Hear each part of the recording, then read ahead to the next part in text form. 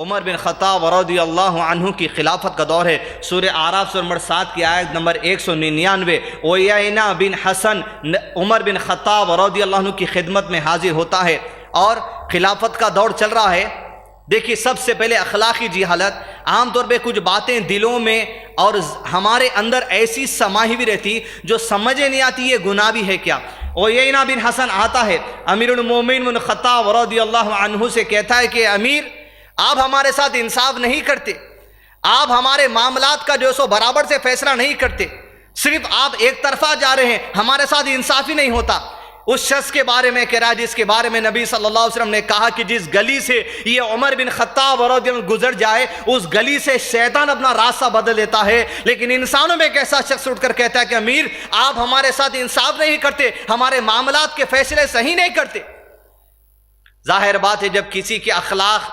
اللہ رب العزت جانتا ہے اور سامنے والا جو حقائق سے واقف نہیں ہے، جب آپ کو کیسی ایسی بات بولتے تو نفسی بات ہے کہ انسان کو غصہ آ جائے۔ عمر بن خطاب رضی اللہ عنہ کو فوری غصہ آیا اور فوری اس کے اوپر پلٹا کے جواب دینے لگے، تو کیسی بات میرے سامنے کرتا ہے کہ میں تیرے ساتھ انصاف نہیں کرتا، میں ریا کے ساتھ انصاف کرنے والا ہوں۔ جو فوری بھڑکنے لگے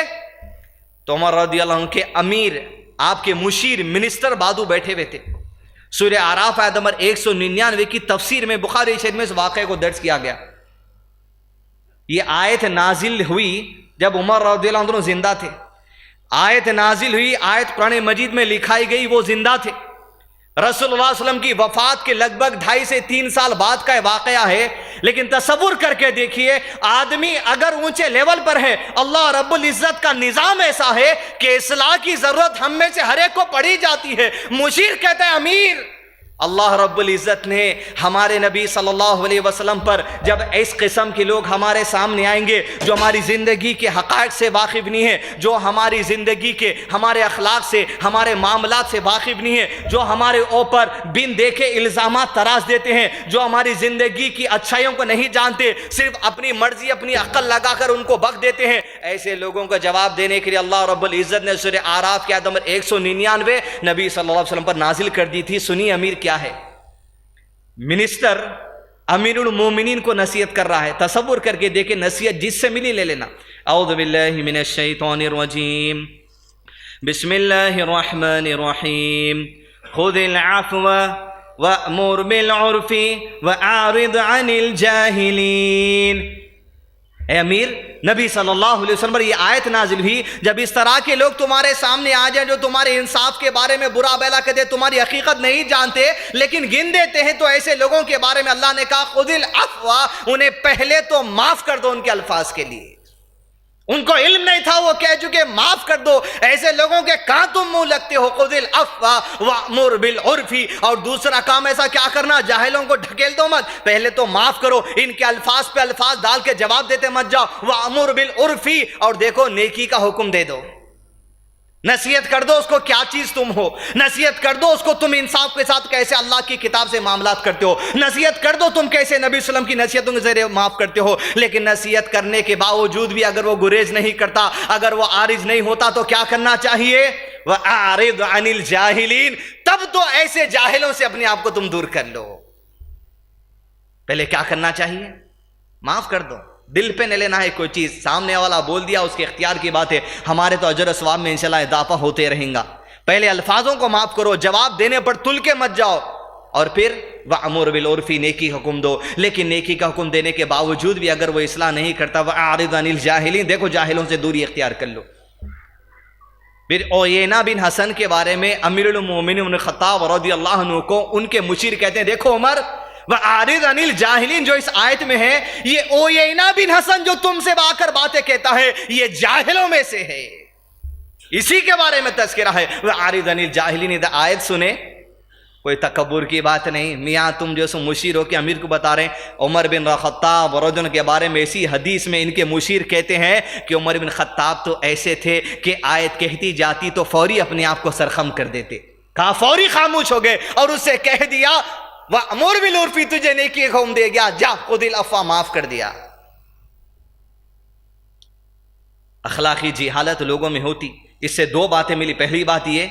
لوگوں کی زندگی پہ بغیر تحقیق بات کرتے نہیں پھرنا،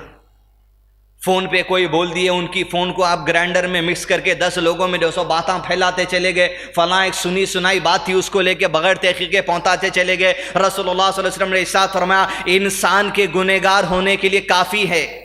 انسان کے گنہگار ہونے کے لیے بات کافی ہے کہ وہ کسی کے بارے میں کچھ سن لے اور پھیلا دے، حقیقت کرے نہ کسی سے دریافت، نہ کسی کے گھر پہ جا کے بات کرے، نہ one on one face to face اس سے بات کرے، انہوں بولے تھے انہوں پھیلا دیا، ویسا ہو گیا پوری جنگل کی آگ کی طرح بات پھیل گئی۔ معراج کے موقع پہ رسول اللہ صلی اللہ علیہ وسلم نے کہا ایسے لوگوں کو یہاں گال سے ڈال کر گدی سے شیخ نکال دی جائے گی، سامنے سے یہاں سے ڈال کر گدی سے شیخ نکال دی جائے گی۔ یہ ان لوگوں کا معاملہ ہوگا جب صبح اپنے گھر سے نکلیں گے، ایک سنی سنائی بات لوگوں میں گردش پھرتی چلے گی، یہاں تک کہ وہ دنیا بھر میں پھیلتی چلی جائے گی۔ ان کے گروپ میں شیئر کرے، ان کے گروپ میں شیئر کرے، بات کی کچھ حقیقت نہیں ہے، گروپ والے ٹائم پاس کرتے ہوئے اپنی زندگی برباد کر لیتے چلے گئے۔ وَعَارِضًا الْجَاهِلِينَ،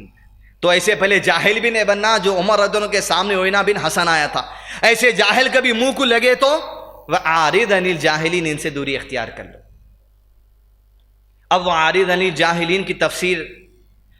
میں ایک بڑی پیاری مثال دیتے ہوئے علامہ شیخ عثیمین رحمہ اللہ نے بڑی اچھی بات یہ سمجھائی، وَعَارِضًا الْجَاهِلِينَ، لوگوں سے تم رشتے کیسے توڑ لو گے؟ کیا ذریعہ کچھ بات سمجھ جاتے آج سے رشتہ کٹ؟ کہا ایسا نہیں ہو سکتا۔ شیخ نے 3 مثالیں دی۔ پہلی مثال یہ کہی، سوچو 3 لوگ یہاں کھڑے ہوئے ہیں اور 3 لوگوں کے سامنے گنہگار آدمی ہیں، اور گنہگار آدمی کو دیکھ کر پہلے والا شخص یہ کہتا ہے میں اس شخص سے آج کے بعد اس کے گناہ کی وجہ سے کوئی تعلقات نہیں رکھوں گا، اسے سلام نہیں کروں گا، اس کے سلام کا جواب نہیں دوں گا، اس سے کوئی رشتہ قائم نہیں کروں گا، نہ اس سے کچھ بات کروں گا۔ تو شیخ نے کہا یہ میانہ روی نہیں ہے، یہ آدمی ایکسٹریمسٹ ہو گیا، بہت زیادہ آگے بڑھ گیا۔ کہا دوسرا شخص جو 3 میں کھڑا تھا اس گنہگار والے شخص کو دیکھ کر کہتا ہے میں اس شخص سے سلام کروں گا، اس سے دعوتوں میں جاؤں گا، اس کو دعوتیں دوں گا، اس سے ملاقات کروں گا، اس سے معاملات کروں گا، اس سے سب کچھ کروں گا، تو بھی گنہگار ہوں گا، میں کروں گا۔ تو شیخ نے کہا یہ بھی ایکسٹریمسٹ ہے، یہ بھی شدت پسند ہے، جو ورا پورے کو نہیں کروں گا، یہ بھی شدت پسند ہے جو سب کچھ کروں گا۔ کہا تیسرا جو شخص وہاں کھڑا تھا یہ میانہ روی والا شخص ہے، وہ گنہگار کے گناہ کو دیکھ کر کہتا ہے میں اس شخص سے نفرت کرتا ہوں تو صرف اس کے گناہ کی وجہ سے نفرت کرتا ہوں، لیکن اس کے ایمان سے میں محبت کرتا ہوں، میں اس سے دوری اختیار کر لوں گا اس وقت تک جب تک کہ دوری اختیار کرنا اس کی اصلاح کا کام کریں گا، لیکن جس دن دوری اختیار کرنے کی وجہ سے یہ اللہ کے دین سے دور ہو جائے گا میں دوری کو ختم کر دوں گا، اس سے تعلقات قائم کر لوں گا۔ بولے یہ میانہ روی والی بات ہے۔ وَعَارِضًا الْجَاهِلِينَ مطلب کوئی گالی دیا تو ایک دم دور بھاگ جانا نہیں، مینٹین کرنا ہے میانہ روی، جو شیخ عثیمین رحمہ اللہ علیہ مثال دے کے ہم کو بات سمجھاتے ہیں۔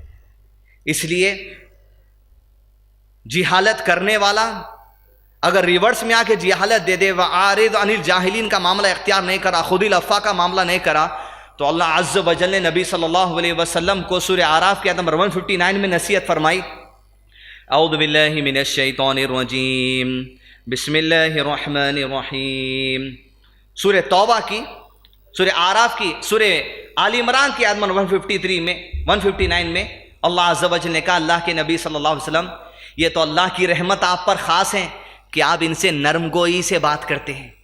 اللہ کی رحمت آپ پر خاص ہے کہ آپ رحم دل ہیں، لیکن اللہ کے نبی صلی اللہ علیہ وسلم اگر آپ ان لوگوں سے بات کرنے میں، مکہ کے لوگوں سے، صحابہ سے بات کرنے میں سخت دل ہوتے یا بد زبان ہوتے، زبان میں سختی آپ کے ہوتی، تو آپ دیکھتے کہ سارے لوگ آپ سے کٹ جاتے، دور ہو جاتے۔ زبان کا استعمال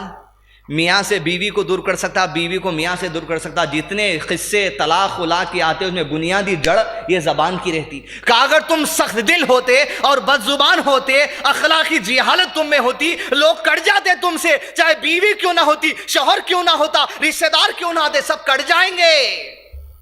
سخت دلی چھوڑو، سخت مزاجی چھوڑو،